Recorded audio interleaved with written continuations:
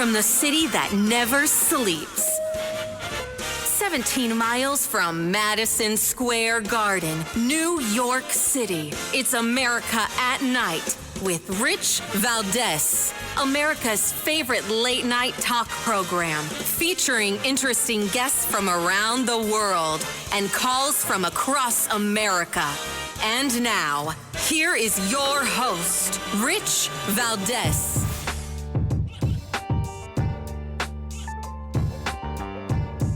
Hi there, good evening, and what's up, America? I am Rich Valdez, Valdez with an S, at Rich Valdez on all of the social media. Welcome to the Tuesday night edition of the program, and happy to be with you. It's a blessing to be with you. If it sounded a little different, I'm in a different studio environment tonight, so you got to bear with me. I don't have all of the cool bells and whistles I normally have in New York. I am on the road today, and big shout out to all of our friends in Indiana. I'm in South Bend, and I want to talk about a few things, right? There's a couple of things that are going on because this guy that torched people, right? He set these people on fire. This terrorist, crazy person, Mohammed Solomon, right? Solomon, I forget his last name. You got to forgive me. Sabri Solomons. His wife and his kids were now arrested by federal agents. And I'm sure the left is up in arms. Their panties are in a bunch. They're saying, how dare you? Now because he did something bad, you're going to arrest his whole family. Well, apparently, looks like they may not be in the country legally either. And they may be deported as early as this evening, I was told. I've read. So I don't know. As we learn more about that, I'm going to tell you more about that. Now, something else I want to get into that I see everybody's up in arms, right?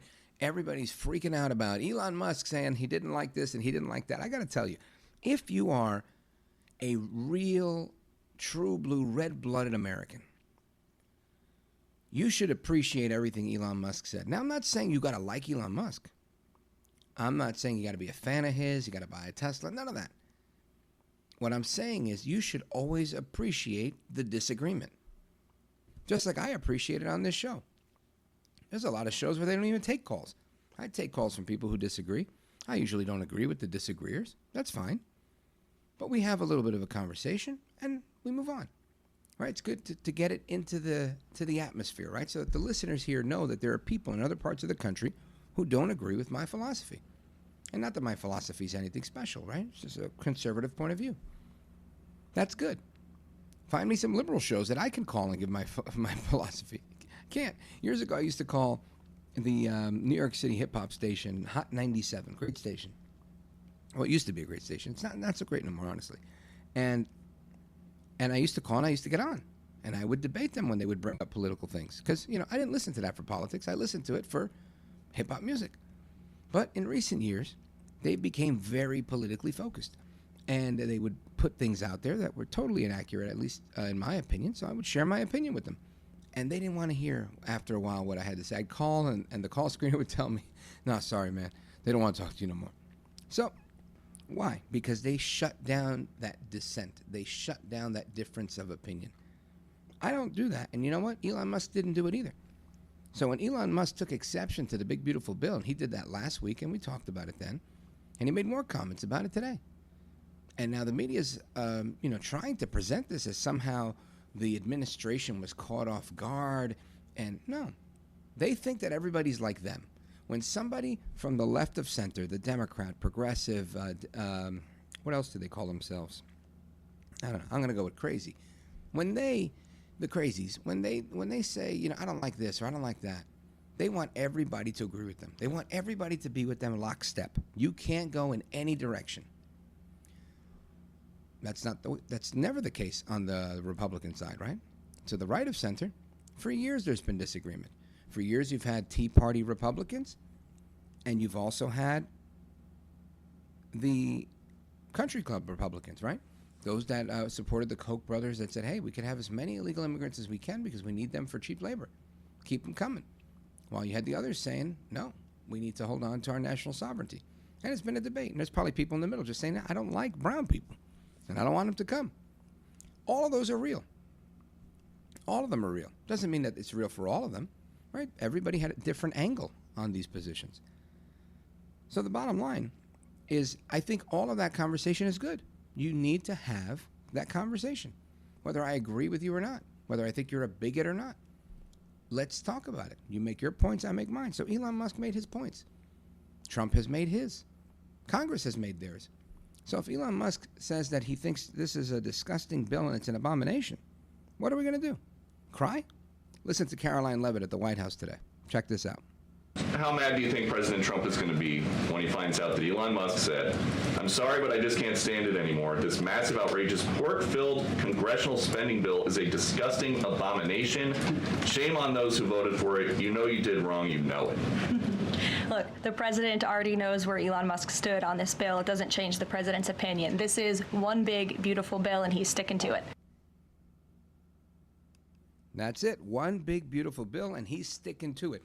Listen, I agree. I think the president's made his case. I've given you my opinion on it, right? I don't like spending more than the next guy. I also think that we weren't going to get anywhere if we didn't take advantage of the big, beautiful bill, because you had to satisfy a lot of people. You know, and whenever I make analogies about these things, I guess I don't always make the right analogies, right? Because I don't think that Congress is organized crime, although maybe it can be or it has been. But I think, you know, I grew up in Brooklyn, and I think about back then, right, when the garbage waste management stuff was all run by organized crime. And many industries, concrete, the ports, you name it. And I look at that and I think everybody had to, as they would say, wet their beak. Everybody had to have a piece of the pie. Well, Congress is not that different. Now, I'm not saying I support that idea. I'm not saying I even like that idea. What I'm saying is sometimes that's what it is. And if you want to get things done, you're going to have to wet some beaks. That's part of the deal-making process when you're dealing with the body politic, especially with Congress. So maybe I'm wrong. And to set me straight and to give us the facts on what's going on, I want to have Congressman Harris to join us, because he's going to tell us what he thinks about these DOGE cuts, why they're important, and what people need to do. So keep it locked right here. I'm Rich Valdez, coming right back with Congressman Harris. This is America at Night with Rich Valdez.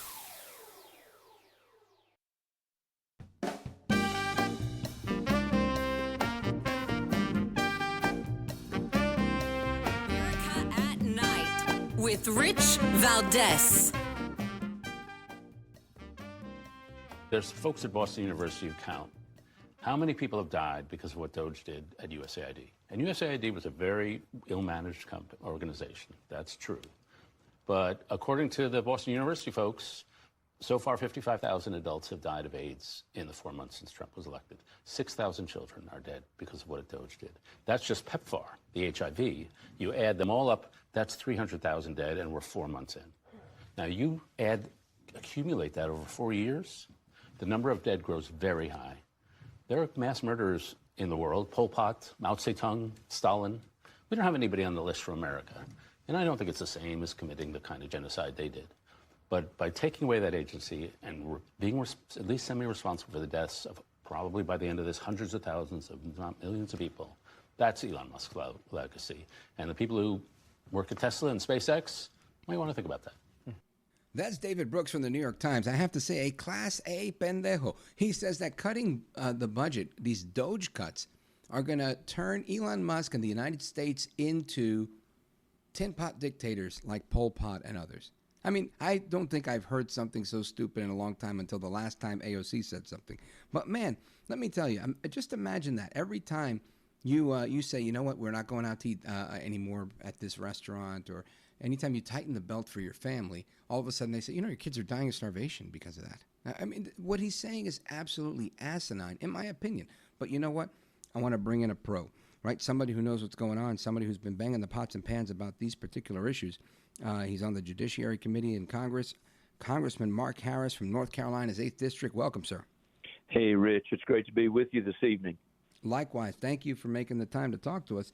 And I want to know what's going on, because we've got David Brooks in the New York Times, allegedly a Republican, who he says that Elon Musk is going to be killing people if we actually enact these cuts. Meanwhile, I think you've got the body politic, the people, we the people. We want to see you and all of your colleagues vote and cut everything as much as we can. What say you? Absolutely. You know, I think you were being extremely generous in the description of being asinine. The reality is that just to throw out numbers such as that, to throw out a figure like 300,000 dead as a result of the work that DOGE has been doing, to throw out that the genocide that went on with people like Mao Zedong and others, and then to somehow think he will cover it by saying, I'm not necessarily saying that it's coming as a result. Sure you are. You would have never made that comparison unless you're trying to make that point. I think it is ridiculous. I think the American people have really gotten to a point that they shrug off these kind of fake news and really just kind of pulling numbers out of anywhere.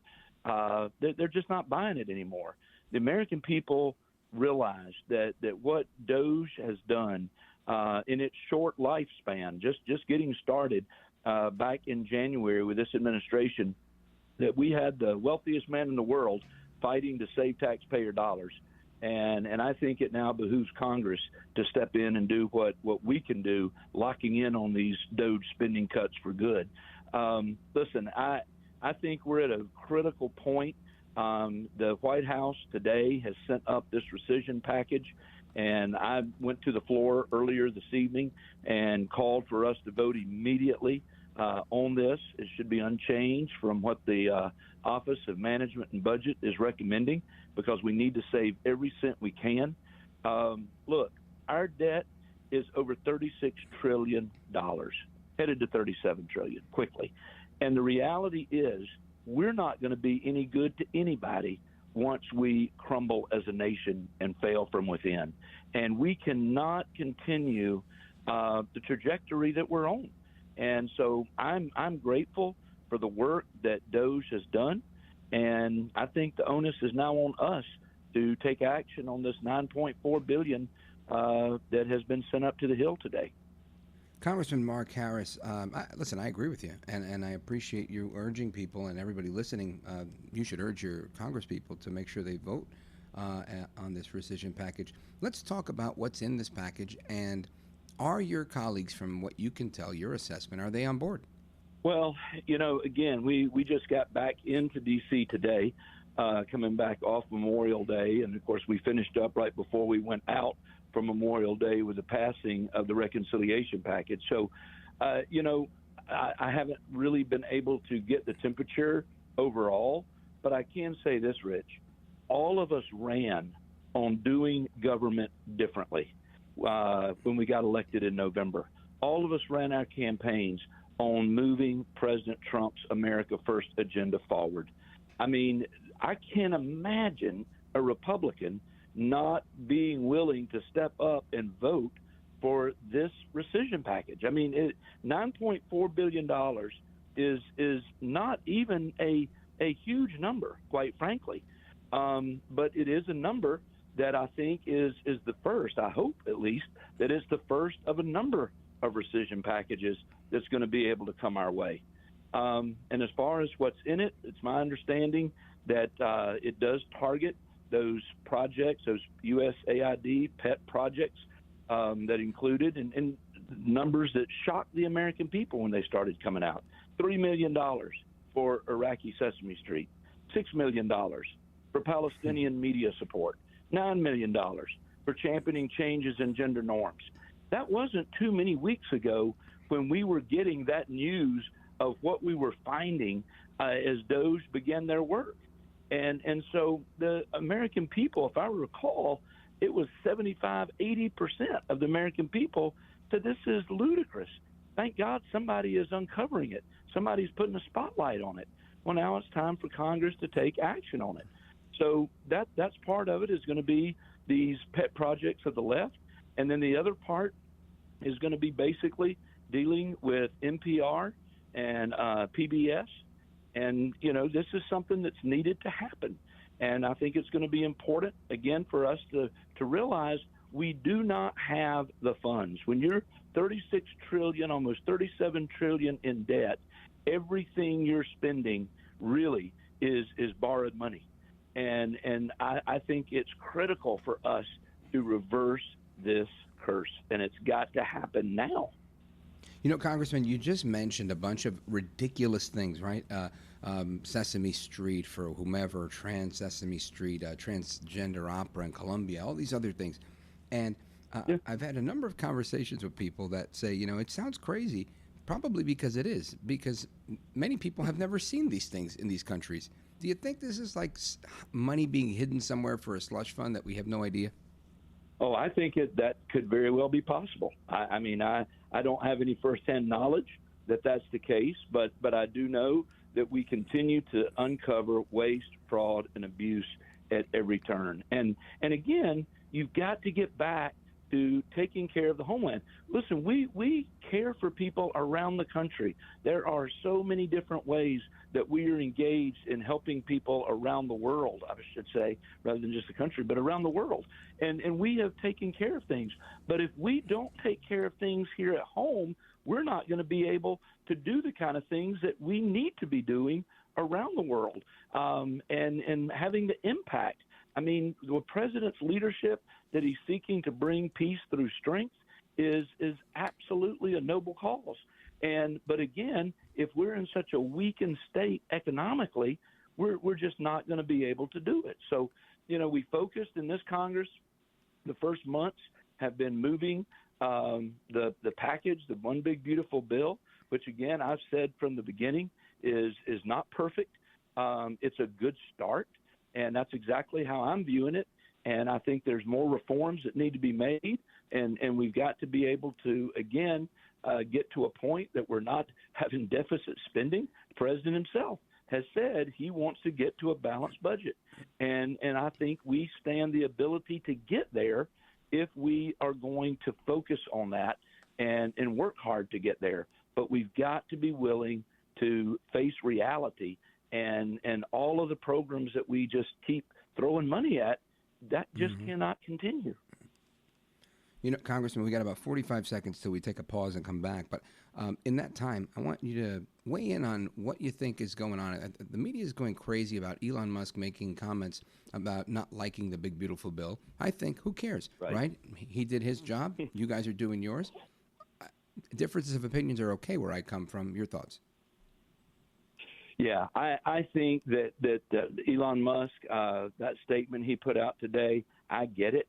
I think all of us understand. I think it's a way of encouraging the senators that are looking at this and how they can make it better. Listen, if they can improve upon it, so be it. Let's see what they come up with. And I know that there's a lot of folks that want to get back to the pre-COVID era and spending with inflation built in. And listen, if they can pull that off, I'm going to be jumping for joy.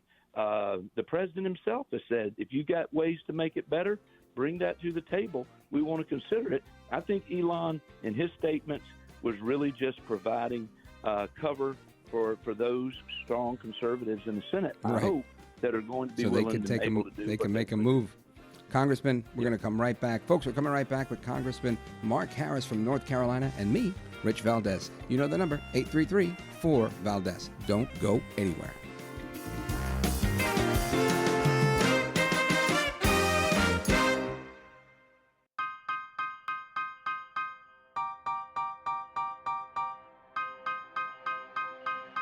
I want to listen to you, Rich, all the time. America at Night with Rich Valdez. 5 children of the man accused of throwing Molotov cocktails at demonstrators has been taken into ICE custody. Jason Allen reports. Authorities say Mohammed Sabri Solomon was disguised as a gardener to get closer to a group holding its weekly demonstration for the release of hostages in Gaza. Investigators say he wounded a dozen people using a makeshift flamethrower and Molotov cocktails.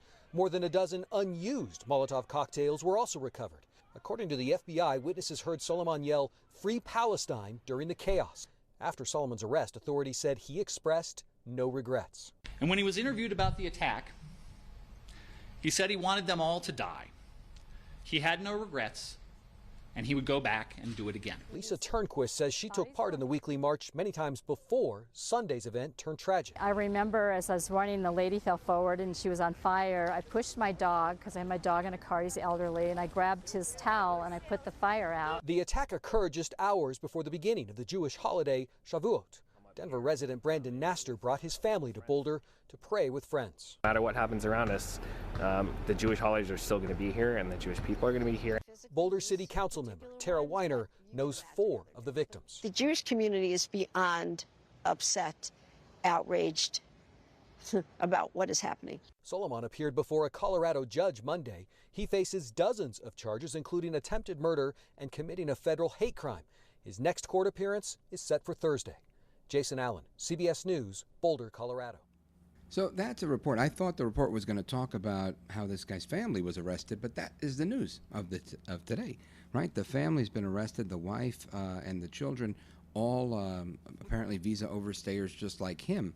And you've got Congressman Jason Crow just, screaming that this is Trump's fault, and how did he miss these visa overstayers, and how did he not catch this attack? I want to come back to our guest because I think he knows a little bit about what's going on right here. Congressman, welcome back. The comments by your colleague Jason Crow in Colorado, and I'm not sure if you've heard him or not, but I think that they're pretty stupid in my opinion. It seems to me that they're grasping at straws, trying to do anything they can to throw dirt on Trump, which is nothing new, but it's stupid nonetheless. Congressman Harris. Yeah, I agree with you. It's so unnecessary. Look, what the tragedy of such incredible proportion as we saw coming out of Boulder this weekend, and then that being on the heels of just about 10 days to 2 weeks earlier, as we saw the 2 young people gunned down right here in D.C., just right down from the Capitol in a Jewish museum. It ought to be something that, honest to goodness, pulls all of us together, regardless of whether you're a Republican or Democrat, and begin to recognize that anti-Semitism is absolutely got to be brought to a halt. It's ridiculous, and for anybody to try to take that and turn that into a way to somehow blame Trump. I mean, look, if you want to look at failure on all levels, then let's go ahead and look at that, how the man, an Egyptian national, just shows up and is let in the country. And then when his visa ran out, he was given a work permit for 2 years.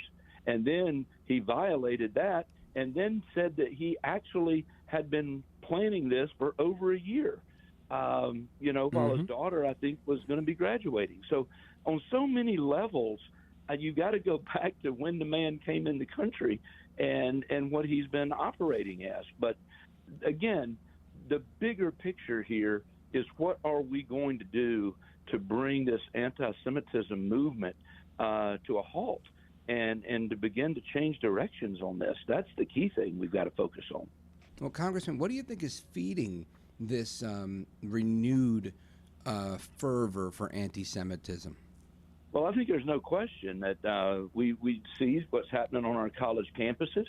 The whole Free Palestine type of movement. The people that have been more or less pro-Hamas, this terrorist group, protesting on the college campuses, I think has been something that we can't overlook. And I'm grateful that this administration has stepped in. I know just recently the State Department announced the temporary pause in interviews for student visas. And I think Secretary of State Rubio announced they have plans to update policies on screening social media for applicants. We may just be scratching the tip of the spear with this guy in Boulder. I mean, I'm sure they're investigating all of his social media posts and everything leading up to this, and no doubt we'll likely find plenty of red flags along the way. So I think that's where this is being fueled in many cases on our campuses and what's being taught to a young generation. Folks, we're on with Congressman Mark Harris, North Carolina's 8th District. And Congressman, Final words from you, I guess. I appreciate everything you've told us thus far. What do you expect is going to be happening down on the Hill, or up on the Hill, I should say, with respect to our initial topic, which is the DOGE rescission package? Do you think there's going to be a protracted effort to slow things down? Do you think people are going to play ball, and do you think we're going to get it through the Senate and move forward? Well, I think that we're going to be able to do this. I think that it's something that, again, when you look at this package and you look at it, it's not an enormous package. It's what I would consider a very doable package of $9.4 billion. I think it is looking at, again, USAID and some of the most ludicrous projects that the American people were 75, 80% in favor of doing away with this. And then when you look at NPR and PBS, look, there may be some people that try to say, no, we can't defund that. Well, listen, there's nowhere in the First Amendment that requires taxpayer dollars to prop up left-wing propaganda. And if we're just real about it, that's what we have in NPR, and that's what we have in PBS in so many cases. In fact, it was revealed in 2024 that NPR had 87 Democrats and 0 Republicans on their editorial staff. I mean, and the taxpayer is subsidizing left-wing media. So I think that when the facts are out there and people get over the emotion and certainly are too wise to just buy numbers that are thrown out in an interview by somebody, I think that it's going to happen. I'm confident that we're going to get the votes and that we'll be able to move this rescission package. And again, my hope and belief is that this will just be the first of many that we'll be able to see come from the White House here. From your lips to God's ears, sir. Congressman Mark Harris, North Carolina's 8th District, let everybody know how they can keep up to speed with you and learn more about what you're doing. Well, they can go to mharrisnc8, and we would love for them to follow us and just keep up with things that are happening in our office. And they can contact us. We're in Cannon 126, and we would love for folks to reach out to us. Outstanding. A man of the people, if I've ever heard one. Thank you, sir. I appreciate your time. Godspeed to you, and we'll have you back soon for an update. Thank you so much, Rich. God bless you. Bye-bye. You bet. God bless. And, amigos, we're going to continue with this crazy stuff that's going on. I mentioned it yesterday, but I didn't get to play the audio.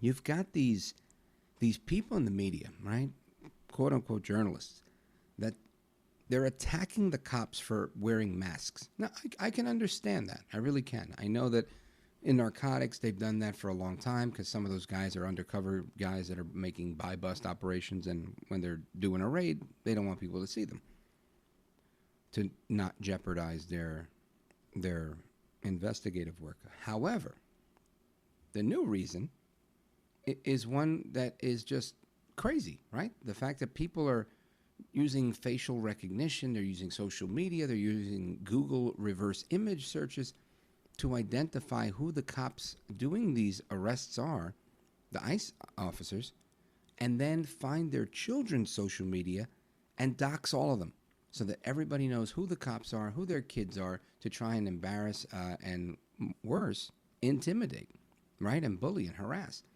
This isn't safe, and in my opinion, you shouldn't be putting kids' information out there. That should be a crime. So that's what's going on. But yet you've got people in the media that want to really double down on this. So when we come back, we're going to get your thoughts, your calls, your reactions, 833-4-VALDEZ, and a little bit of this as well. Don't go anywhere.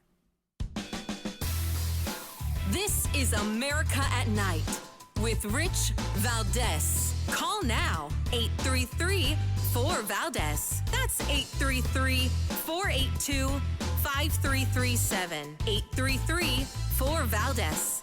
That's Valdez with an S.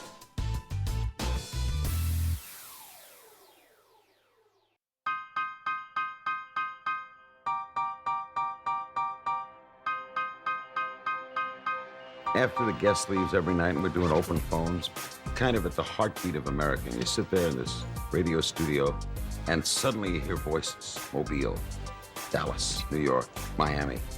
And there's kind of a conglomeration of America all in one room. All right, amigos, welcome back. Rich Valdez keeping you company, live with you tonight, every night. And our phone number is 833-4-VALDEZ, 833-482-5337. Going to get to your calls momentarily. But first, I want to just let you hear a little bit of this audio clip I've got. We've got Congressman Dan Goldman, and you might remember him. He is of Let's Impeach President Trump fame. And he worked very diligently with now Senator Adam Schiff, who I like to call Schiff for Brains, on that impeachment of Trump. And this guy's very special. He says that he had a conversation with some ICE agents, and he wasn't very pleased with the outcome. Listen to this. And I asked them, I said to them, what is the point here? Are you just trying to tally more arrests? I didn't get any real response. And then I said to them, why are you wearing masks? I was a federal prosecutor for 10 years. I worked with ICE agents. I worked with law enforcement agents. I never saw any of them wear masks. This is brand new. And the question is, if everything is legitimate and proper, why are you wearing masks to hide your face? Why are they wearing masks to hide their face? Well, you know, Congressman Goldman, perhaps when you were working with ICE agents for the 10 years that you were a federal prosecutor, and again, I can't imagine who you would be prosecuting and for what. It seems like you guys love every last criminal you can get your hands on. But I would suppose it was because they weren't doxing those ICE agents, because they weren't telling them who their kids are online, where they could find their kids so they can harass and stalk these kids. But lamentably, that's what happens, right? There was a Secret Service operation that the ICE did with the Secret Service because they went after ICE agents and their families. Isn't that something, right? And we knew that because we've covered that on this show.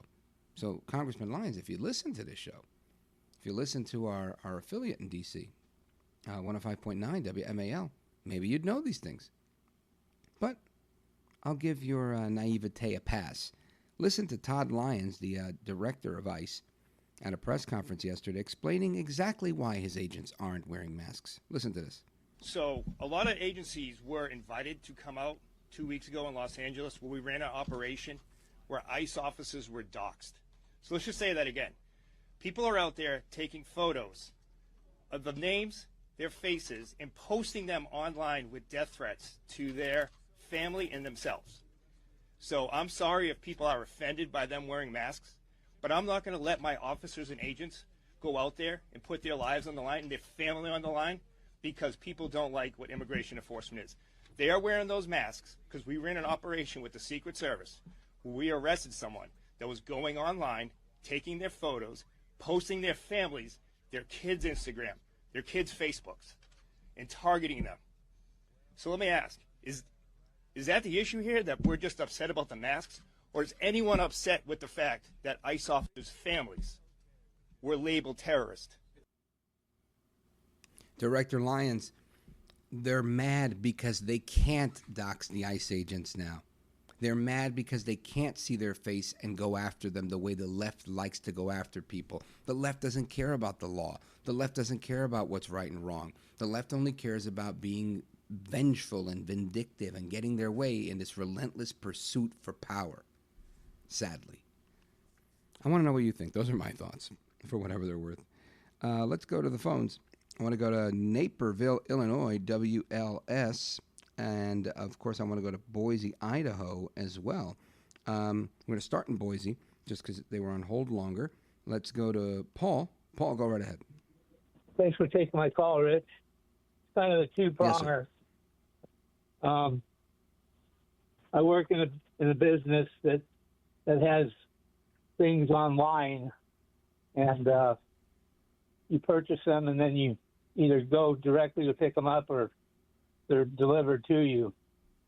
And I'm trying to keep it generic because I don't want any trouble at work. But I counted 4 different people that speak 4 different languages, and today was kind of the coup de grace for me.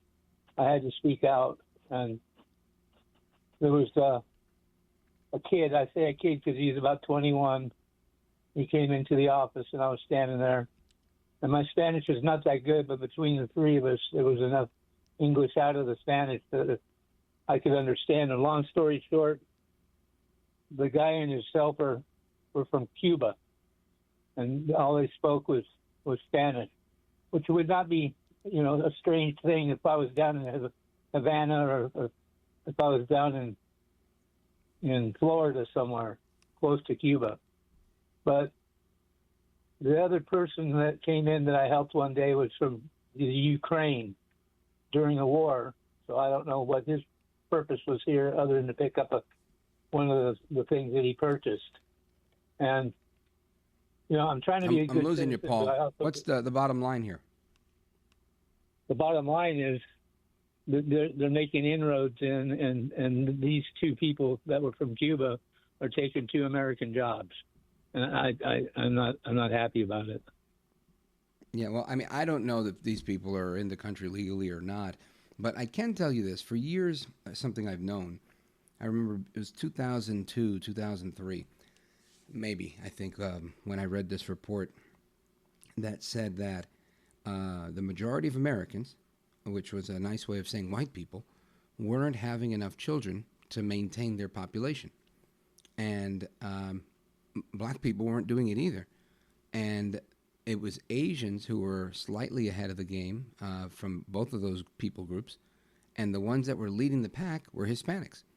And I think this has largely been true. You can expect to see more of that, Paul. I think there's going to be a lot of that. If people are going to be in this country and they're working, likely they have a work permit. And if they don't, then likely they're not. And I think that's just the case. And this is not the way I want it. This is just the way it is. People need to have children and have, be fruitful and multiply, like the Bible says. Otherwise, they won't. I'll be right back. This is America at Night with Rich Valdez.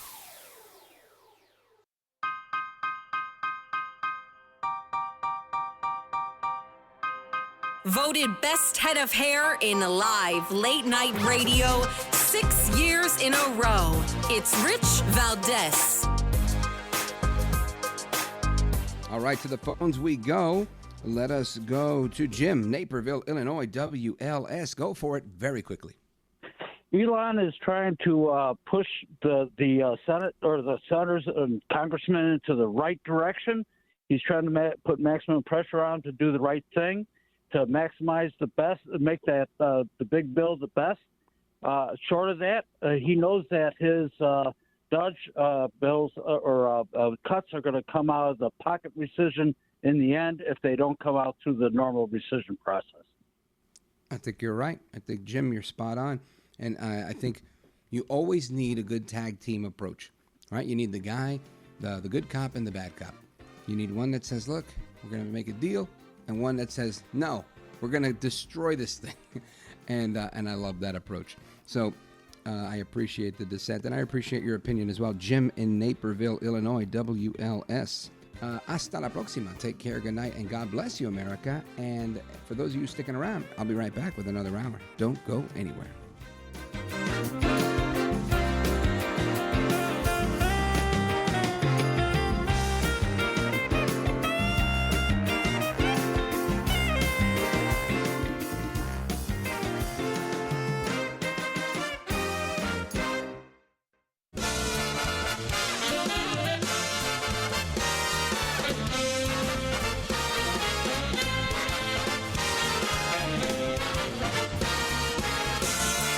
Live from the city that never sleeps. 17 miles from Madison Square Garden, New York City. It's America at Night with Rich Valdez. America's favorite late night talk program featuring interesting guests from around the world and calls from across America. And now, here is your host, Rich Valdez.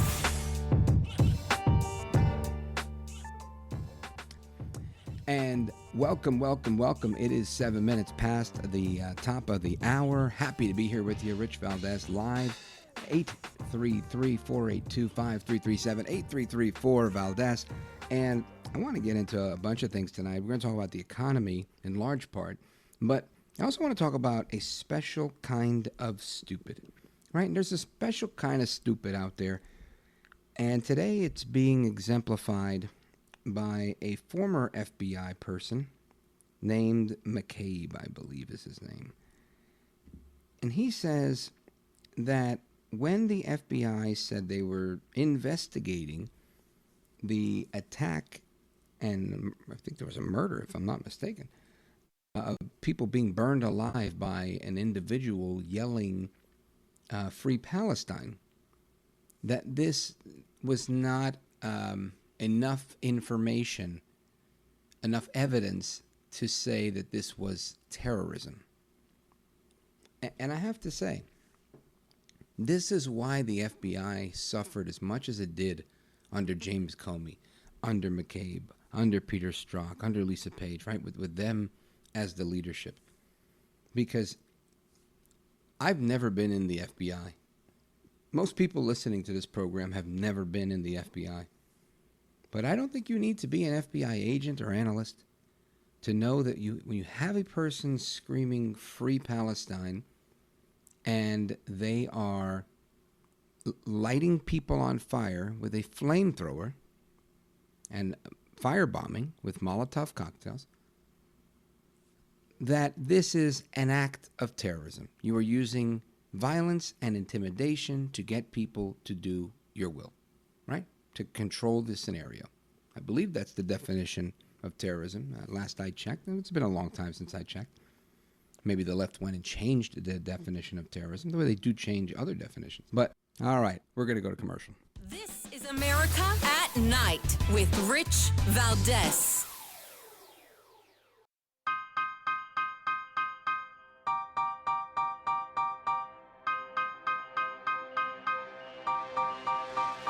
I want to say to you that I really appreciate what you're doing for people and their state of mind and their viewpoints on the airwaves every night. I really do appreciate it. America at Night with Rich Valdez.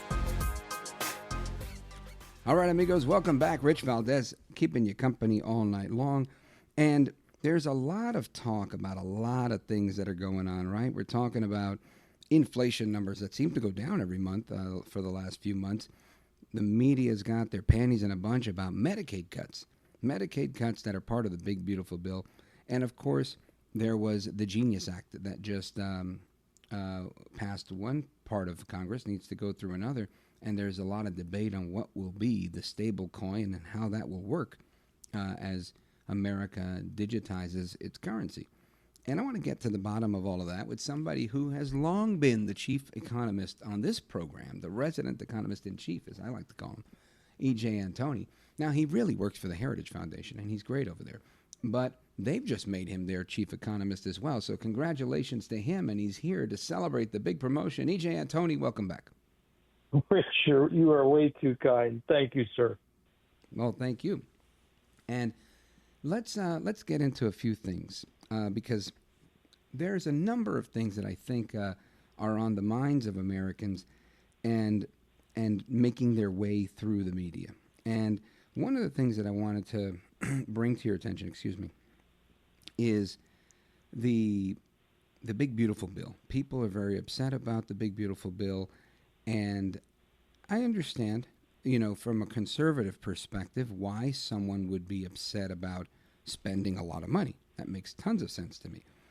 What doesn't make all the sense in the world to me is how the media is making it seem like it's a bad thing to fix all of these different problems that are being fixed with respect to the big, beautiful bill. So when it comes to Medicaid, I know people are freaking out about Medicaid and cuts and money that's not going there.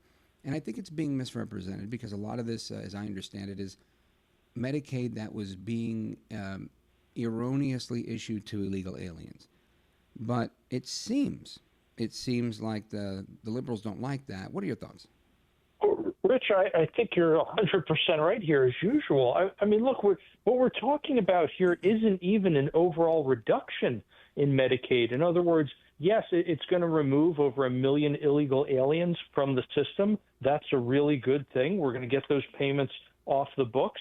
We're not going to be wasting taxpayer dollars that way anymore. But guess what? It still actually increases the total amount of Medicaid spending. It just happens to increase at a slower rate than it otherwise would. In other words, it's still going up. I don't understand how this is a cut to Medicaid, but you listen to the left, and that's what they're going on and on about, that this is somehow going to, take pregnant women and infirm children off of the program. Nothing could be further from the truth.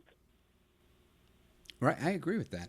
And I realize politics, politics get in the way sometimes of the reality of what's going on. And everybody wants to spin their side, their version of the truth and what's happening.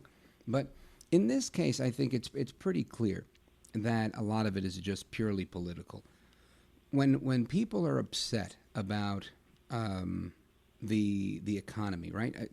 Everybody's banging the drum, at least today, talking about how the economy, we're looking at a recession. We're looking at a recession.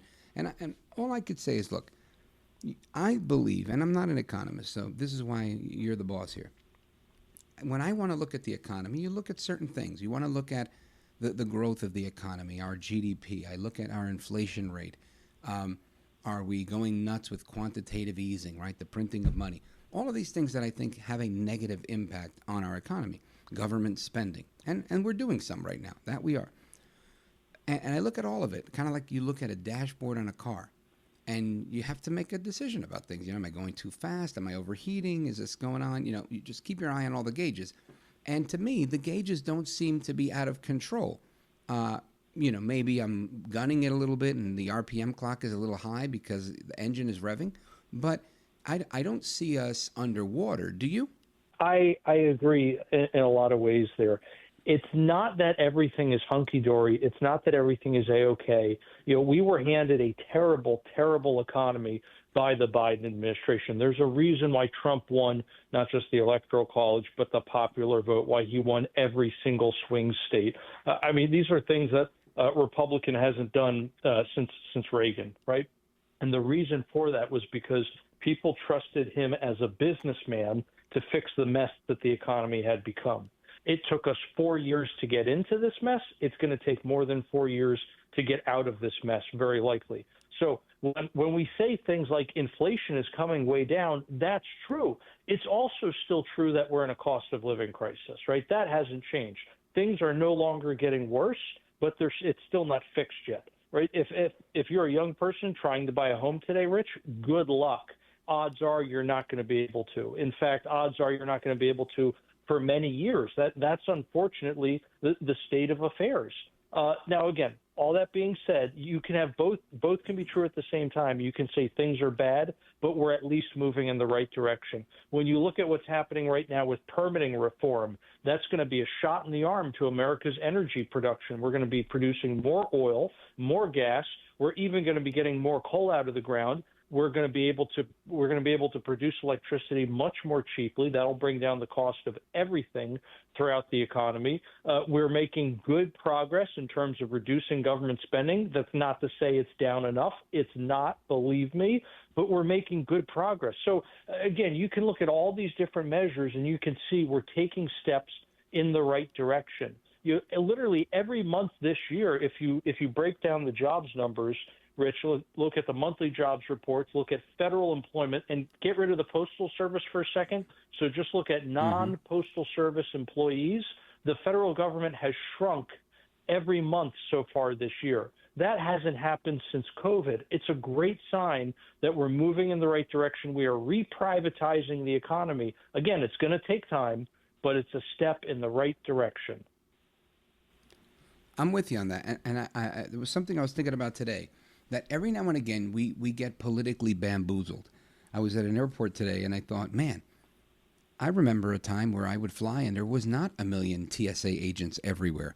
And that is all to the tune of whatever amount of millions and trillions of dollars, et cetera, because of George W. Bush adding the Department of Homeland Security. And at the time, I say bamboozled because it was a time where we were at war and there was Richard Reed, the shoe bomber, and all sorts of crazy things going on. So it was like, hey, look, we need to make sure we're safe, and we're going to put these people to check bags and whatever. And given the temperature, it seemed like the right thing to do for a lot of people. But, here we are, older and wiser, and we say, I could do without this TSA. and I say all of that to say it was a beautiful way of covering up job growth at the time that was funded by the taxpayers when you added all these new TSA jobs. And that's just one example of what we saw, what Bush did then. We're seeing the same thing now, right, with Biden adding a lot of jobs that were government jobs to maintain his balance sheet, if you will. So Trump comes in and takes a different approach. He fires everybody in the government. He's trying to fire everybody he can. And we're still seeing decent numbers because it's real job growth. And I think that should be applauded, but I don't think that it is.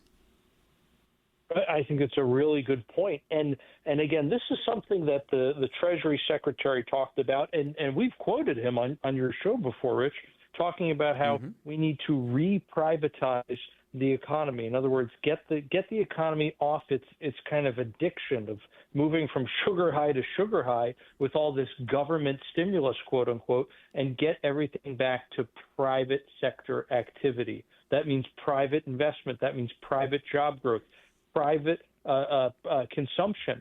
So what does this look like practically speaking? Exactly what you're describing, where we're not just hiring a bunch of government employees that's costing the taxpayer money in order to boost the jobs numbers. No, we're actually creating jobs in the productive private sector, things that will add to the economy.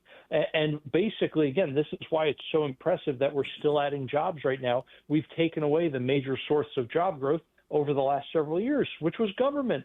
And the same thing when we look at those GDP numbers. A lot of people were very concerned because GDP came in negative in the first quarter of the year. In other words, by that measure, the economy shrunk.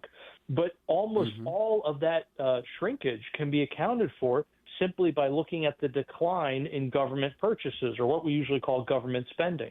In other words, we're shrinking the government, we're getting things back to normal, and the result is some of these official, quote-unquote, metrics can look bad, but the reality is the economy's healing. I love that. Folks, we're on with E.J. Antoni, Chief Economist at the Heritage Foundation, and he's also the resident economist-in-chief here on our program. E.J., I want to, in the couple of minutes we have left here before we take the break, I want to get your thoughts on what we're talking about here, maybe a little bit more in depth.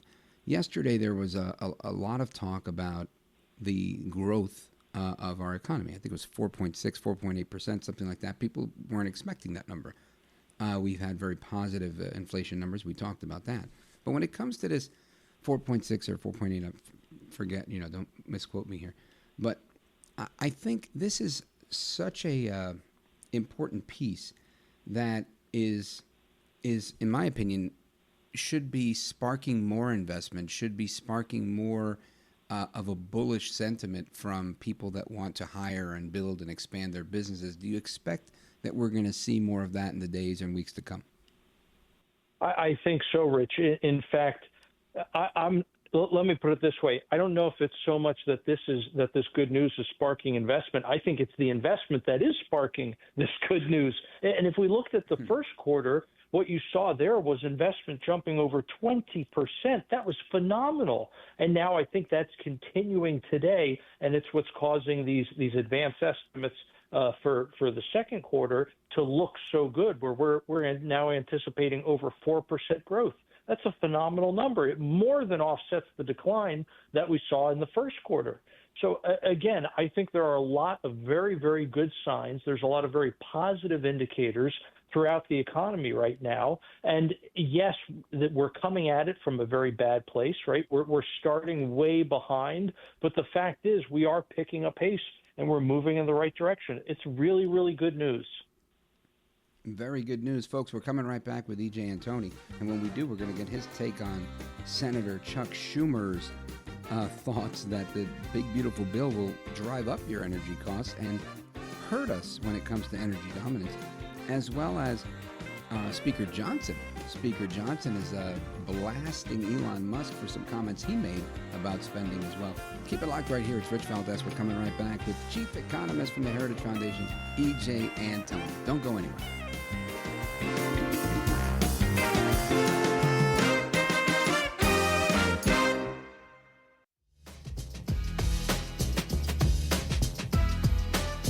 The best guests, the best opinions.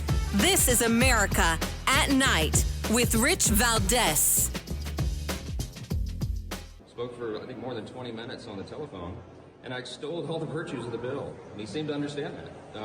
We had a very friendly conversation about it, and I told him that we're achieving not only all of our priorities, all the promises we made on the campaign trail, all the America First agenda wrapped into this legislation.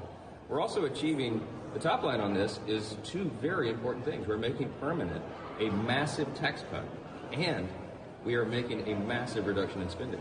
$1.6 trillion is the calculation. I've said this many times. I'll be saying it until we get this thing over the line. This is the most amount of money that any government has ever saved on planet Earth in a piece of legislation. That's Speaker Mike Johnson on Capitol Hill today, disagreeing with Elon Musk on the big, beautiful bill and his comments that this spending is abysmal and disgusting.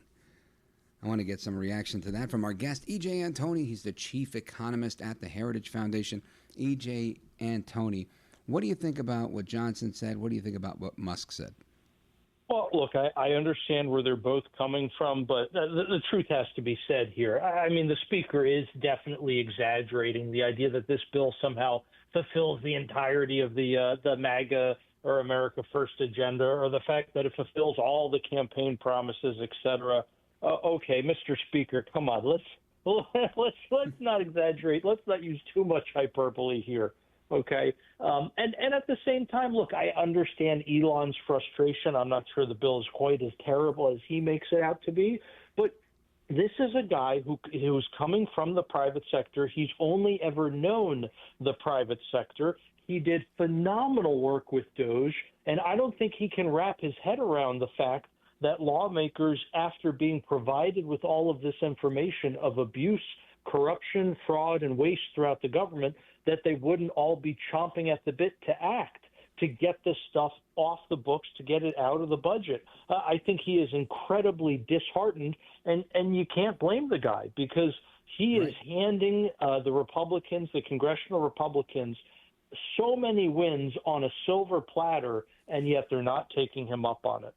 Yeah, and listen, I don't begrudge him, and I'm not the president of the Elon Musk fan club, but I am president of the Let's Slash and Reduce the Government Dramatically and Drastically fan club, and I will say I agree that most of our spending is an abomination and disgusting, and we should stop it. But I also realize that doesn't happen very often, right? And that we got to work towards that, and it's more than just saying we need to do it; it's getting it done, and that's the hard part. So I have to applaud even a big bill like this, because not easy to pull off given the amount of reticence to something like that. So I agree with you on that as well. But I want to get your take on the comments made by Chuck Schumer, because Chuck Schumer, Senator Schumer, he thinks that the increase in American energy production and the big beautiful bill will actually hurt American energy production and reduce our position of being energy dominant. Listen to this one. The Republican plan will increase total household energy costs by $32 billion. That means American families will pay $32 billion more, all to please the ideological blindness of the fossil fuel industry. And that's not to mention that the Republican plan would cost America about 800,000 jobs by 2030, all across America in red states and blue states. What a terrible price to pay just to lower taxes for the ultra-rich, just to line the pockets of the fossil fuel industry, to satisfy the ideological hatred that fossil fuel industry has for clean energy, and to lose out on American energy dominance. Losing out on American energy dominance. Sometimes it pains me, these decisions I make to play Schumer, because I don't know if I'm helping or hurting here. E.J. Antoni, what do you think of all that? Oh, Rich, where to start. Hey, look, I remember when I was in grade school, and I was doing math problems, and the teacher would say, now, you have to show your work. I would love for Senator Schumer to show any of his work in terms of where he gets any of these numbers from. For crying out loud, what increased Americans' electricity costs was his stupid Inflation Reduction Act, or IRA, that he helped get through the Senate under Biden. That imposed additional costs, additional penalties, additional taxes on American energy. That helped decrease American energy production and destabilize the grid because it essentially forced electrical generation into wind and solar. So utilities had to start buying that stuff, and it meant that they were forced essentially to rely on unpredictable energy sources, which meant they also had to acquire things like natural gas because they had to always have a backup in order to prevent being California and constantly having these rolling blackouts or brownouts. So there's that. And this idea that somehow the tax cuts are tax cuts for the rich. Look, there's only one cohort that ended up paying more under the Trump tax cut. That was high-income individuals in high-tax locations like New York City, Chicago, Los Angeles, etc., because although it decreased their marginal tax rates for those folks, it greatly limited the deductions, especially the state and local tax deduction to which they had access. So again, if you were a low-income individual or if you were a middle-class individual, you paid less in taxes because of the Trump tax cut. The only group who paid more, again, they were high-income individuals in high-tax locations. That was it. Excellent point. Now, E.J. Antoni, again, I think I mentioned it before, but I want to mention it again. Congratulations on becoming the chief economist at Heritage. What do your new duties entail? Tell us about it. Well, that's very, very kind of you, truly. And what the new role is essentially compared to what I was doing before, I'll be covering many more areas of economics. Economics is kind of like medicine, honestly, Rich. It's an incredibly broad field. You have tax policy, you have healthcare policy, you have monetary policy. I mean, the list just goes on and on. There's labor economics, there's financial economics. We could spend all evening talking about all the different fields. So I'll kind of have a hand in all of them now, and I'll have a much bigger role in terms of helping the institution set policy and also advise outside groups, including the administration, on which way we think is best to go in terms of economic policy in order to achieve the goals that they've set out. Outstanding. Well, keep up the good work. Godspeed to you on that. Folks, give him a follow on Twitter. I think he's one of the best people out there to follow, at Real E.J. Antoni. And E.J., let him know where to go to get, the best information online. Oh, the best place to follow me is definitely going to be there on Twitter. The handle is at Real E.J. Antoni. You can also find a lot of my writings on the Heritage website, heritage.org. Outstanding. Again, Godspeed to you. Thanks for joining us and giving us a little bit of insight on what's going on. And I'm sure we'll have you back on really soon because this stuff is moving at the speed of light. Godspeed, sir. Rich, it's my pleasure. Seriously, thank you for having me. You bet. And amigos, we come back with your calls, thoughts, reactions, open phones across America. That is a time-honored tradition on this program, right? I was born in 1978. Back in that year, Larry King was doing this show during this slot, taking calls from all over the country in the middle of the night, right? And his show was, mine is 3 hours, his was 5 hours. And his news guy, Jim Bohannon, the late, great, the legend Jim Bohannon, took over for him for 3 decades, maintaining that tradition, Open Phone America. And you and I have the honor, the privilege to continue that tradition tonight. So here's the number, 833-4825-337, 833-4-VALDEZ.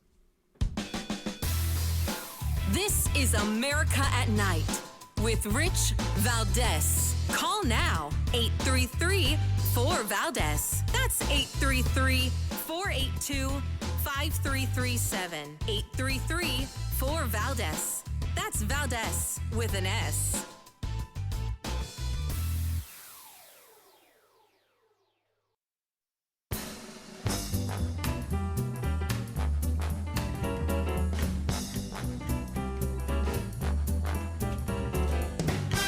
This is America at Night with Rich Valdez. Conservative political views, 51 to 45% when it comes to excellent versus poor. Yeah. And I don't think the Democrats would have expected that. I don't know, man. I didn't need a poll to know they were unwell. Just drive around and see someone wearing a mask in their car, and you know who they're voting for, and you know they're not okay. This is a study that we're talking about on Fox News indicating that conservatives have better mental health than liberals.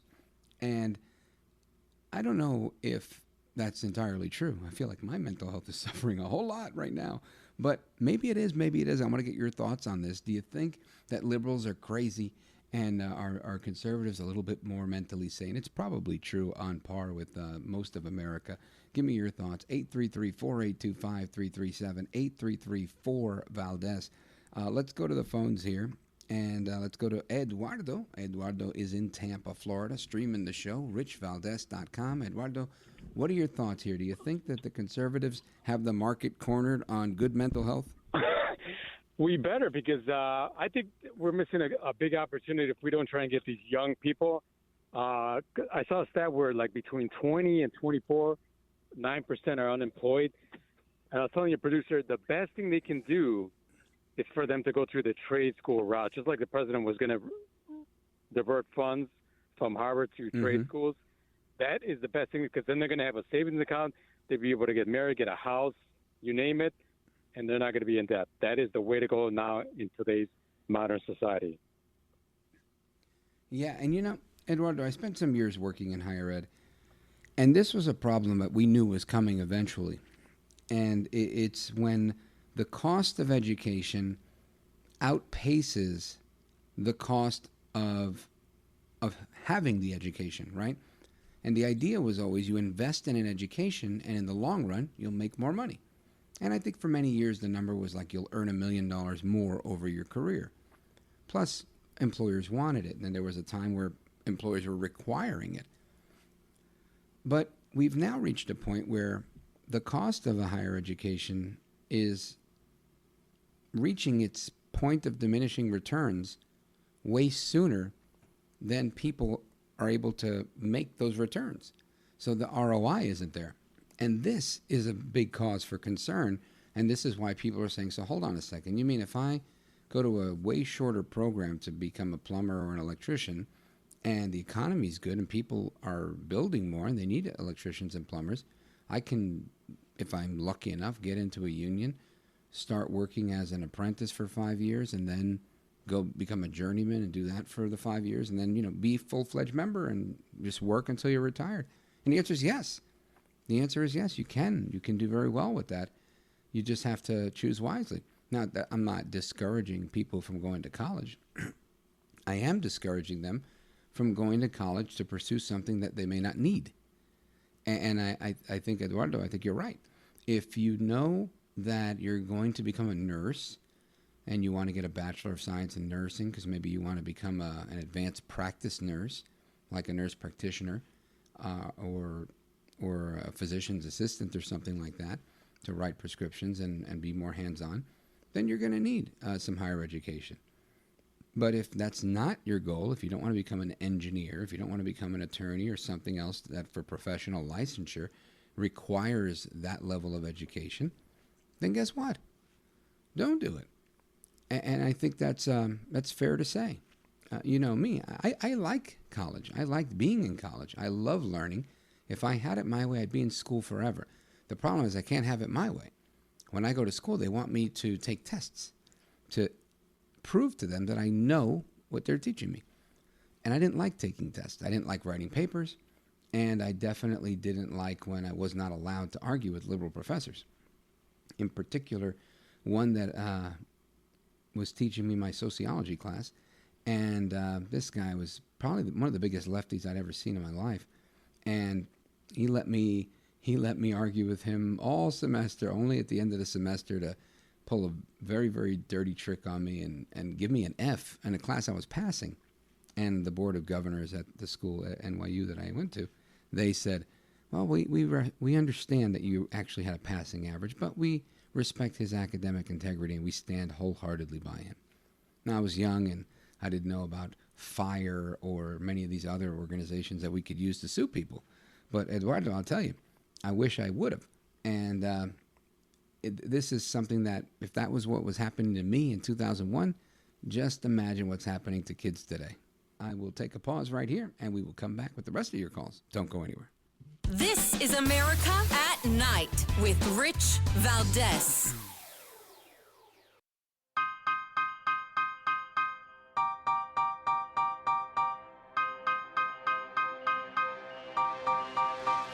I love your show. I love your views on things. I enjoy the interviews that you have, and I just wanted to say how much I appreciate you. America at Night with Rich Valdez.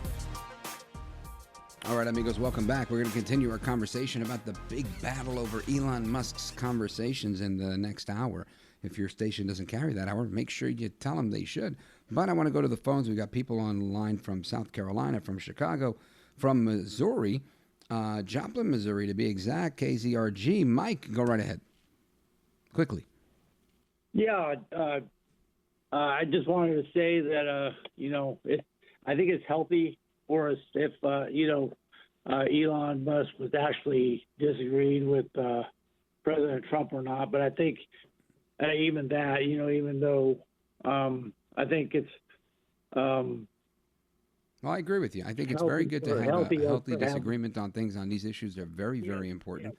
And you need to hear from both sides of the story. You need to hear from people on different things so that people can decide, what side do I like? And when you hear a side that makes sense, you go for it. And honestly, in this case, I think they're both right. And this is a tough one. It's like having two kids. You got to love both of them. And they're not the same. That's just how it works sometimes. Thank you, brother. I appreciate the call. I want to keep going. Brendan, Chicago, Illinois. Go for it very quickly. Hey, Rich, thanks for taking my call. Kind of going on what the other caller said is, maybe they can meet in the middle. I think what went over the American people, during COVID was when everybody got those stimulus checks. And, what kind of validation would that give the American people for all these years of corruption is to pay the American people back, send everybody a check and then meet in the middle, don't decrease the taxes that much. And who's this money that we owe to? It's not like we got Rocky Balboa, hunting down Trump looking for the money.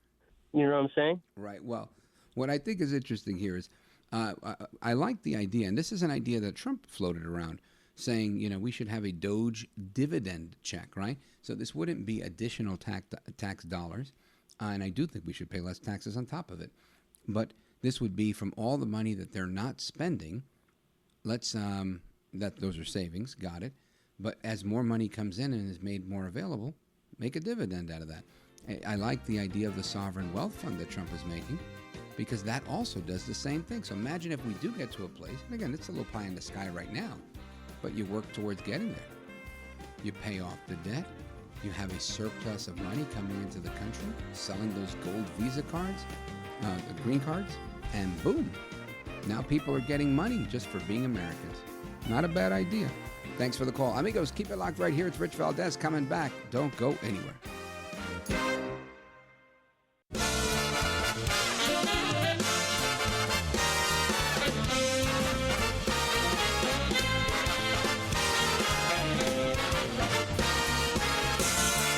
Live from the city that never sleeps.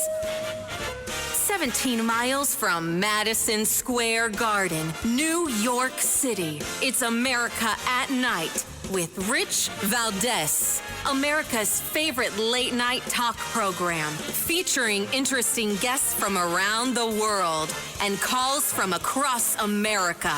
And now, here is your host, Rich Valdez.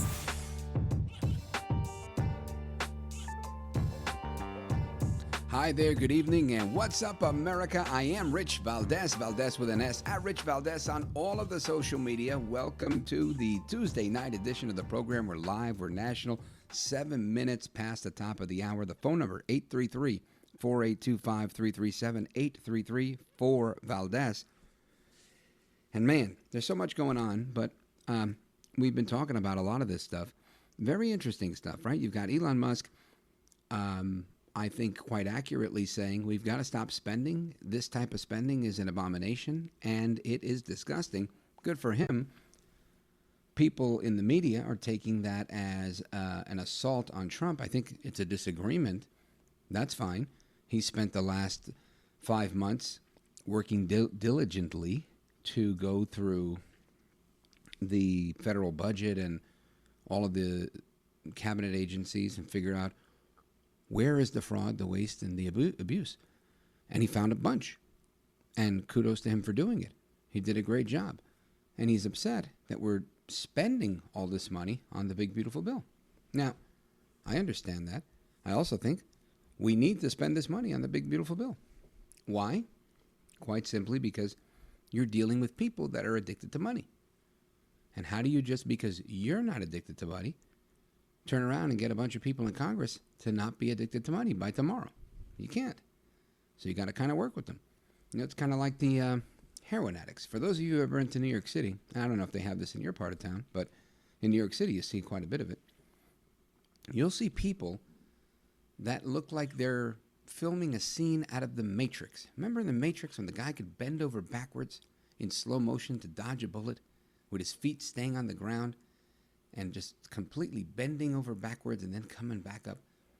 Well, I see regular people do that when they're on a substitute for heroin called methadone. People in the methadone clinic, they look like they're going to hit the floor, and they don't. They are like Gumby. They lean and they stretch, and it looks like they're about to keel over, and then they go right back up. It's amazing. It's like almost like one of those inflatable people that flail their arms that they have outside the used car dealers, but in slow motion. That's a real thing. So I think that this is what we have, right? This is what we have.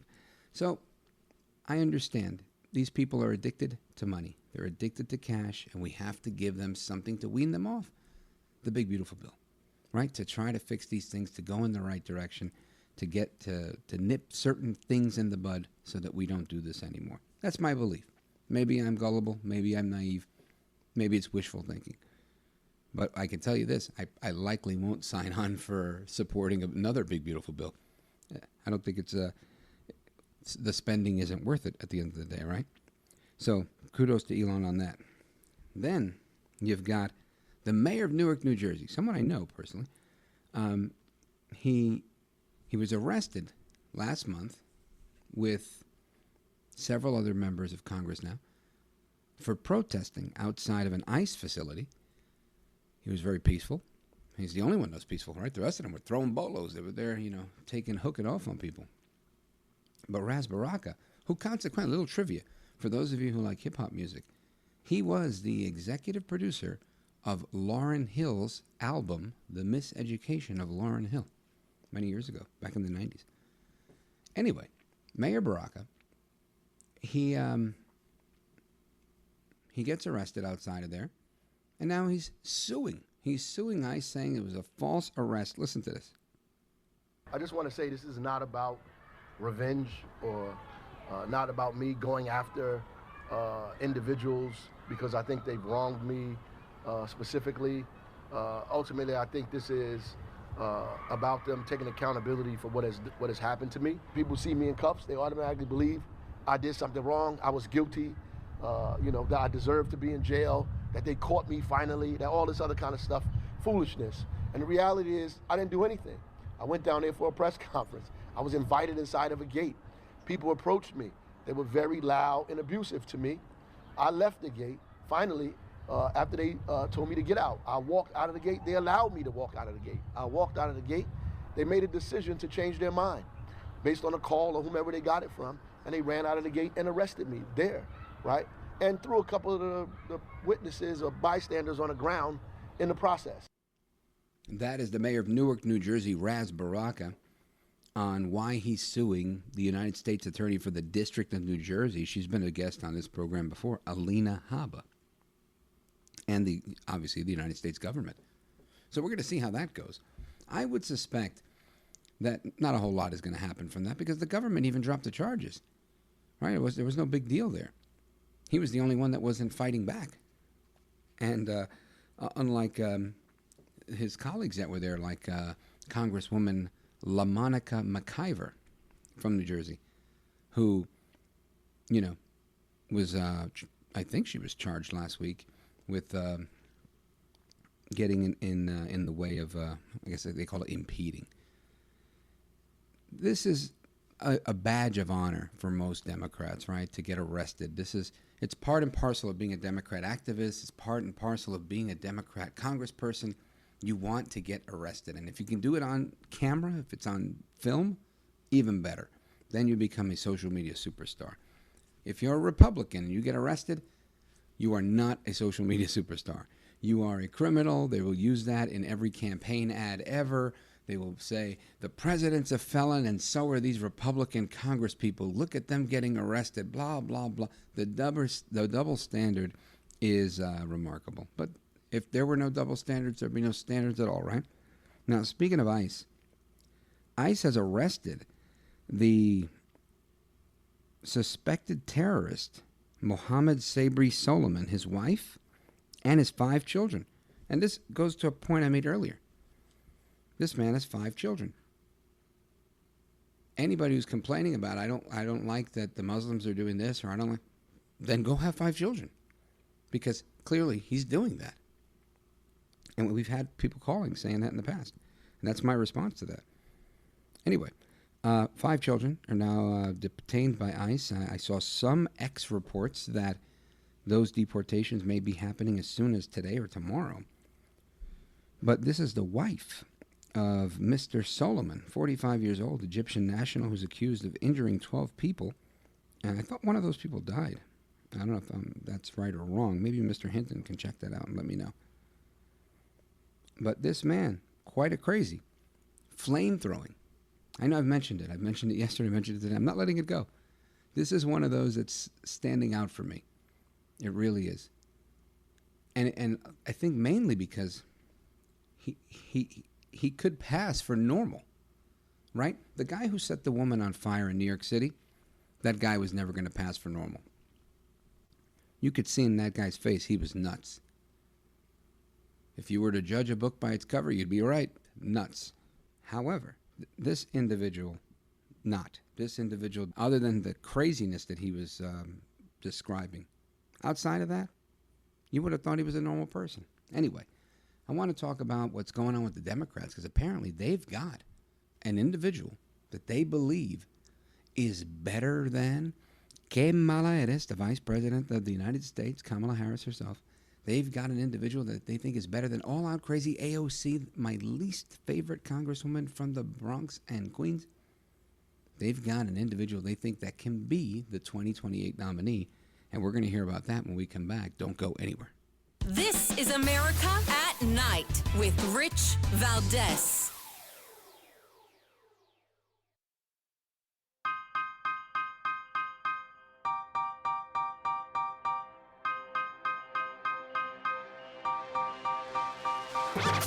Your ratings are up. Congratulations. I had somebody. It's always nice to check. I like to see, even if they're friends, I like to see how are they doing. Are people listening, right? That's but right. You're doing great. America at Night with Rich Valdez. Democrats oppose all of these improvements to our nation. Why are Democrats for open borders? I wish they'd come down and explain it. Why are Democrats for a $4 trillion tax increase?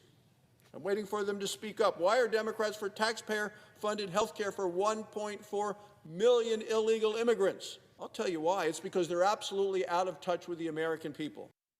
Absolutely out of touch with the American people. That's Senator John Barrasso explaining why Democrats are doing so poorly. And I want to know, who is the golden child that will get them out of this mess? Who is the one that will have the gravitas, the appeal for Americans to say, you know what, saving all that money and closing the border and all that investment in American infrastructure, all of that investment in American energy production, all of that investment from foreign countries into America, that stuff is old. It's tired. We don't want that. We don't want lower inflation every month after every month after every month. No, we want to go with another Democrat. Who is this Democrat going to be? I don't know.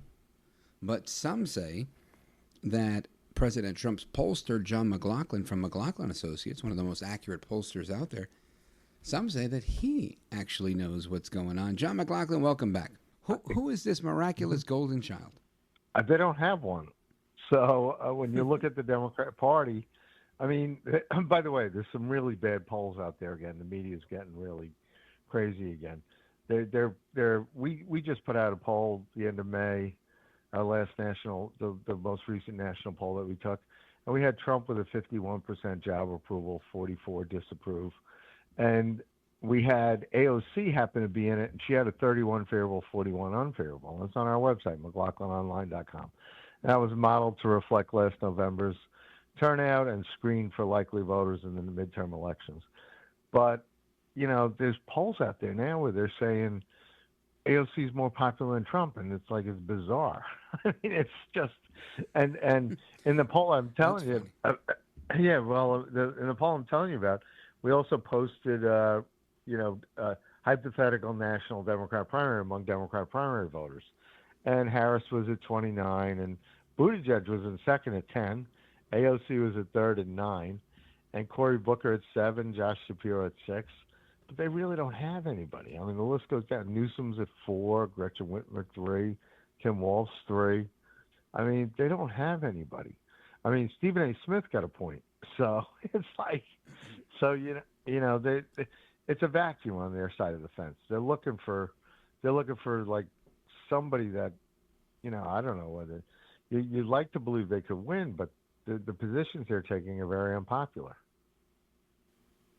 Well, John McLaughlin, I saw some reports that Mayor Pete Buttigieg had just come out in some survey where he was coming out on top and that he may be this presumed golden child. What do you think? I don't know how they did that survey. It's they probably fed them information and geared it. But the guy who left us Newark Airport and the broken air traffic control system, and I was on Amtrak today, and the locomotive had to be replaced when I was going back from Washington to New York, so they canceled the train. So he didn't, for 4 years, he didn't do anything. He wouldn't even go to East Palestine when those people had that tragic accident. So the Democrats like him because he represents some sort of diverse coalition that really is not quite as diverse as they think, because he wasn't successful. He just wasn't a good transportation secretary. And people, if that lived in South Bend, they said he wasn't that good a mayor.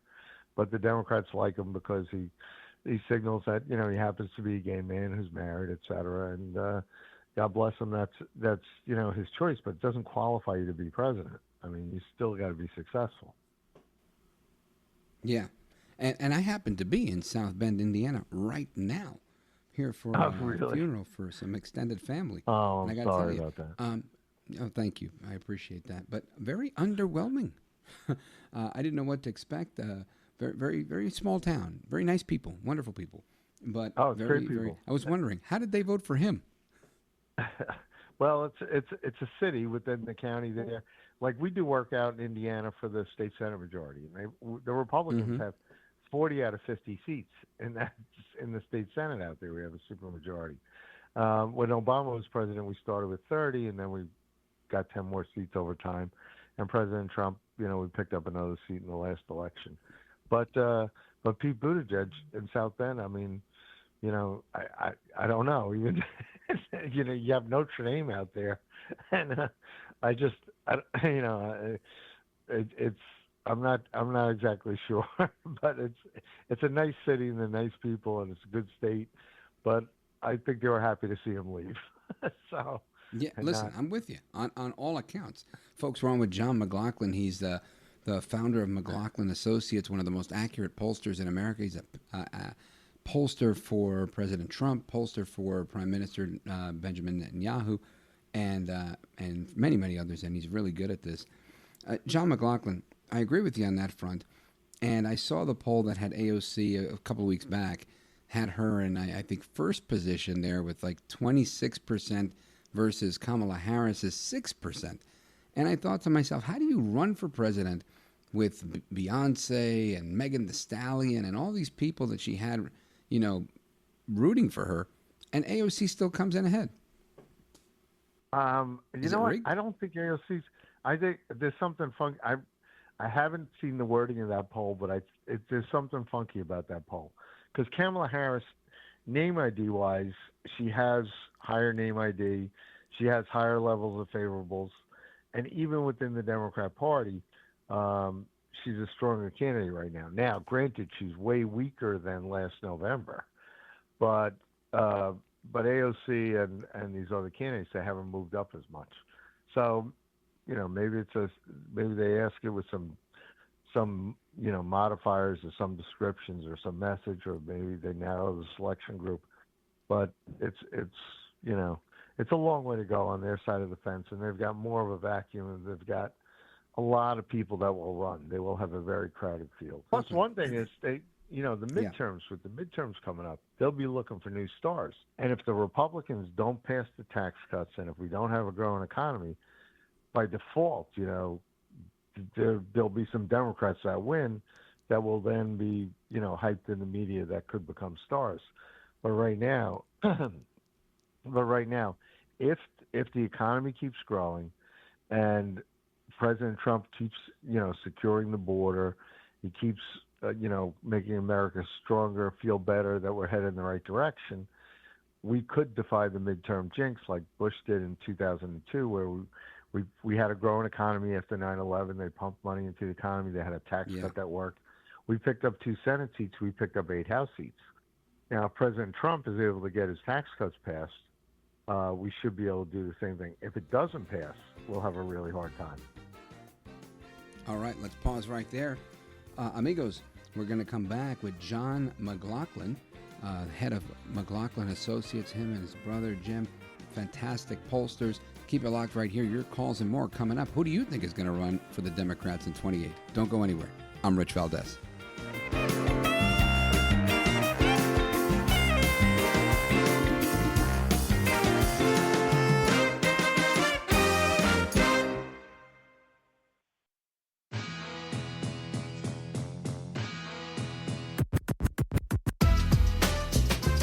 You're educating America, and you are giving us an opportunity to speak freely. That's why I love this station, and I love your show. America at Night with Rich Valdez.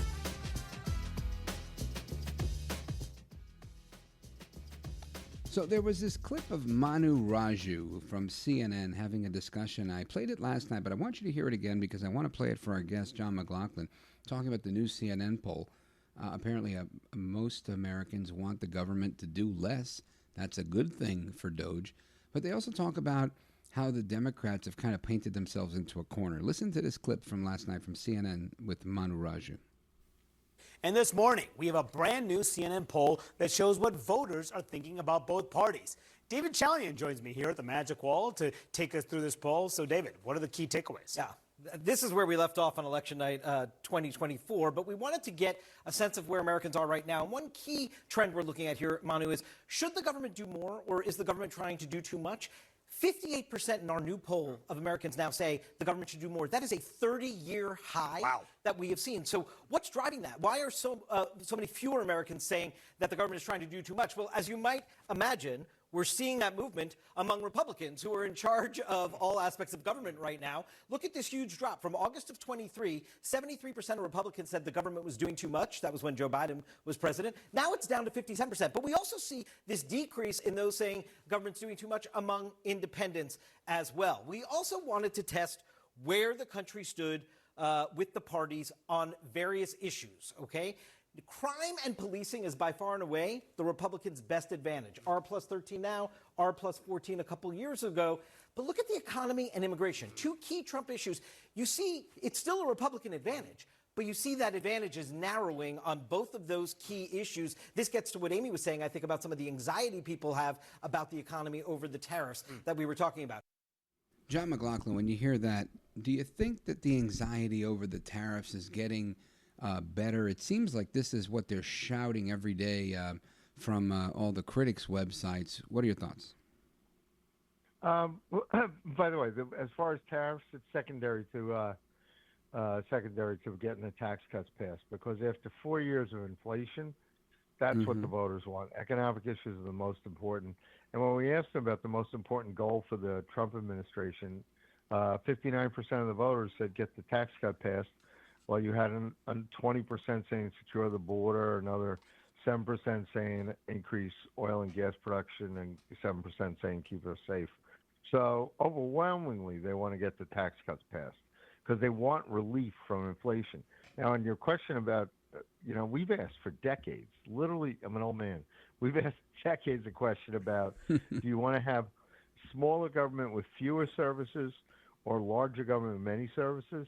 And in this month's poll, it's 45% smaller government, 36% larger government. And it's been that way, I mean, literally for the last probably since COVID. And because during COVID, there was some blips where they thought they needed more government help.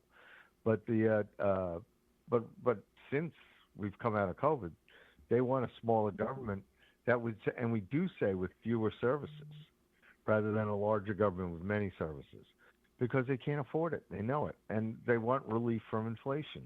And when you ask them about, the right direction, we had in December, we had 24 right direction countries, 66 were on track. It's now 42, 48, 36-point closing. So as President Trump succeeds and people realize prices are stabilized, they're going down, the price of eggs are way down, the price of gas is down. They haven't seen it in mortgage rates yet, and they haven't seen it in utility bills and some other costs that people deal with. But they know, they have a sense that he's fighting inflation, trying to get it back down. At the same time, trying to get the tax cuts passed to grow the economy. And the tax cuts are popular. We know no tax on tips, 71% of all voters approve. No tax on overtime, 67% approve. In the meantime, polls that we've done, like last month, we had a poll. We asked about would you support or oppose stopping illegal immigrants from getting Medicaid? They support that, 64-25. People who can't afford their own health care and their own bills don't want to pay taxes to give illegal immigrants free health care. And we had the same question about support or oppose requiring able-bodied adults to work for their Medicaid benefits. And 65-23, two-thirds of all voters support that. So those are the savings that people want that the Democrats are calling cuts.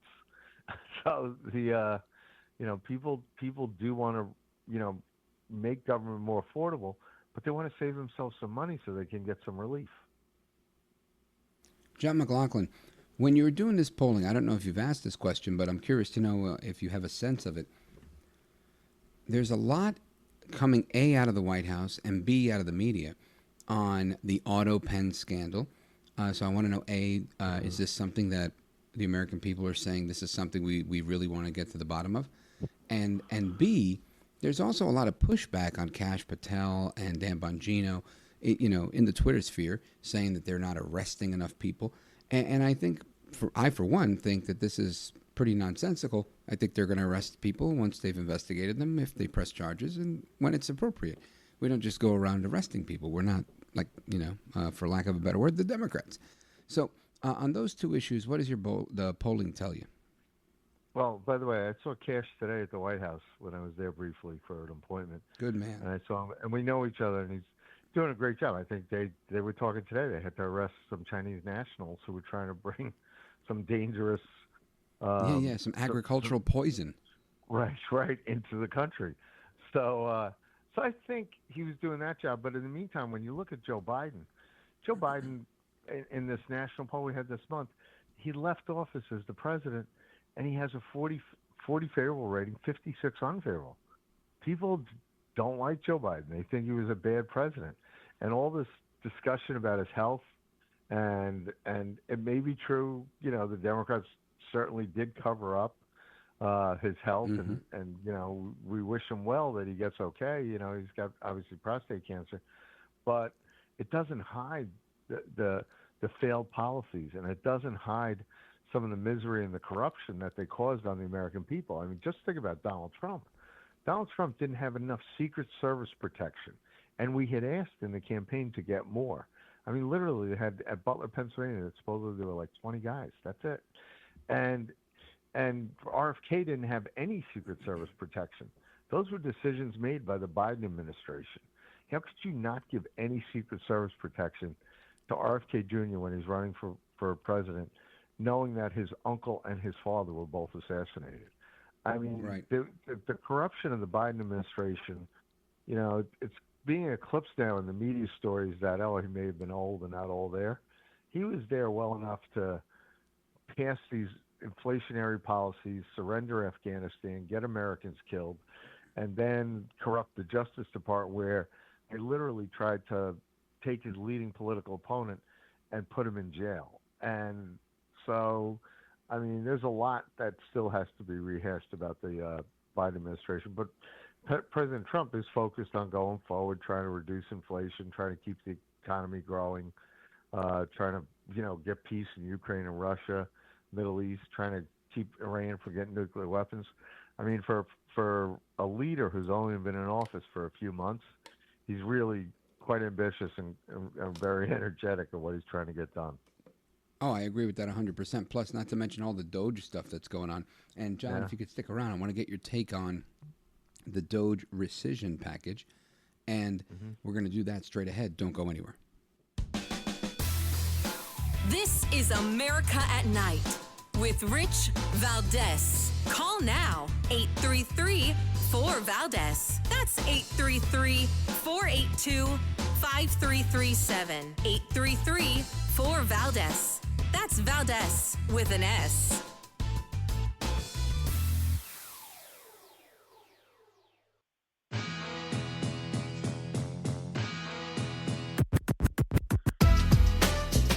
After the guest leaves every night and we're doing open phones, kind of at the heartbeat of America. And you sit there in this radio studio and suddenly you hear voices. Mobile, Dallas, New York, Miami. And there's kind of a conglomeration of America all in one room. How mad do you think President Trump is going to be when he finds out that Elon Musk said, "I'm sorry, but I just can't stand it anymore. This massive, outrageous, pork-filled congressional spending bill is a disgusting abomination. Shame on those who voted for it. You know you did wrong. You know it." Look, the president already knows where Elon Musk stood on this bill. It doesn't change the president's opinion. This is one big, beautiful bill, and he's sticking to it. That is Caroline Leavitt in the White House after being asked about Elon Musk's comments. And she wasn't the only one weighing in on that. Of course, Senator Chuck Schumer also weighed in on Elon Musk's comments. Listen to this. Well, Musk's opposition shows how bad, if even Elon Musk, who's been part of the whole process and is Trump's buddy, says the bill is bad, you can imagine how bad this bill is. Well, I think that Musk is disagreeing with the spending cuts, right? I don't know if you guys... Look, I just read you what Musk said. He said people should be ashamed to vote for this bill. I agree with him. That's Senator Chuck Schumer giving his 2 cents, and I want to get 2 cents from my man, John McLaughlin, the head of McLaughlin Associates. He's a pollster to President Trump, and he's here to weigh in. John McLaughlin, what do you think? Chuck Schumer, I hope he stays there as long as he can, because right now he's got a 26 favorable rating and a 45 unfavorable rating. So I think he and Elon Musk have very different opinions about the federal budget, because Schumer may not like the budget because it's not spending enough and wasting enough and sending money for these bizarre programs to overseas countries. And Elon Musk is talking about cutting out things. And by the way, like in January, when we took a national poll, it's on our website, McLaughlinonline.com, we did some questions for the Tea Party Patriots. And we asked people about how much they thought the federal government, federal budget was wasted. And the average came, we gave them 0 to 10, 11 to 20, et cetera. The average came back 38%. Now, whether that's a reality or not, that's their perception. And Elon Musk found real waste that reinforced what they were doing. And by the way, we do a monthly survey for the Job Creators Network of small businesses in the country. And in March, they found, disapprove of the, we explained to them what DOGE was. They approved 64-28. Those are business people, small business people, and a scientific survey, because people think there's a lot of waste in the federal budget. He found it. And what's amazing about Inside the Potomac, the government always finds a way to keep on keeping our money instead of saving us money. They save money by spending it. So it's a bizarre sense. Like back in 2017, when President Trump tried to pass his first tax cuts, he did health care first. And I said to him, I said, why are you doing health care first? And he says, well, Leader McConnell and Ryan said I need the savings from health care. I mean, there's no savings. And we never got the health care bill passed. He did get the tax cuts passed, and that was his signature achievement. The problem we have now is those tax cuts are going to lapse. We got to get them passed and made permanent this year. Otherwise, we'll have the largest tax increase in the history of the country. It'll be a $4.5 trillion tax increase. They're already paying $2,000 more. But that's what Washington tries to do. They try to let this happen, and then, the government gets bigger and, middle America gets smaller. So it's Elon is right that they should be looking for more cuts. They should be looking for more savings. But, Chuck Schumer, you got to be kidding. He's responsible for all this inflation and deficits and the national debt going up. He's a disaster. I mean, I hope they really keep him as leader. So, but we're going to get those tax cuts passed, and hopefully find more savings that the Senate can, do a better job. Because the one thing about inflation and about the deficit, you can't cut your way out of it. You have to grow your way out of it. So you need the tax cuts. Ronald Reagan did this. Donald Trump did it in his first term. If you grow the economy, if you lower tax rates, people work harder, they pay more taxes overall, you get more revenues, and the deficit closes. So that's, unfortunately for President Trump, we got hit with COVID in the last year of his presidency. But if that hadn't happened, the deficit was going to continue to close, and he would have gotten reelected, and the economy would have kept growing. Yeah, excellent point. John McLaughlin, you mentioned the website. Mention it again. I want everybody to know how they can find you online and how they can follow the good work you're doing. They could go to McLaughlinonline.com, and we've got lots of polls up there. We publish polls like every month, and they can go in and see everything. Because some of those polls you asked me about, like the Atlas Intel poll, they're not very transparent at all. They're polls of adults, not likely voters, not registered voters, and all those questions about who's running, et cetera, they don't publish the questions. On our website, you see the questions, you see the demographics, you see the different segments, the crosstabs. We put it out there, and fortunately, President Trump has proven our polls right, and we've been able to win some races. So it's been good. Excellent. John McLaughlin, I want to thank you for being here and keeping us up to speed on what's going on. We're going to have you back soon with some analysis on the rest of the numbers that are out there. Godspeed, brother. Thank you, Rich. Keep up the good work. Bye-bye. Thank you. You too. God bless. And amigos, your thoughts, calls, reactions, opinions, yell at me if you want. All of that and more right now. This is America at Night with Rich Valdez.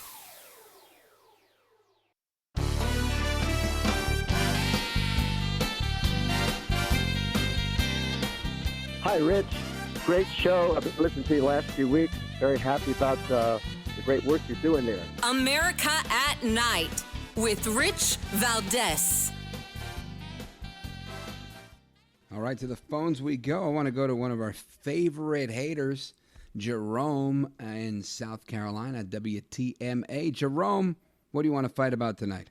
What do you mean haters, man? I'm all about love, man. Where's the love? The only thing you love is Kamala Harris. Que mala eres.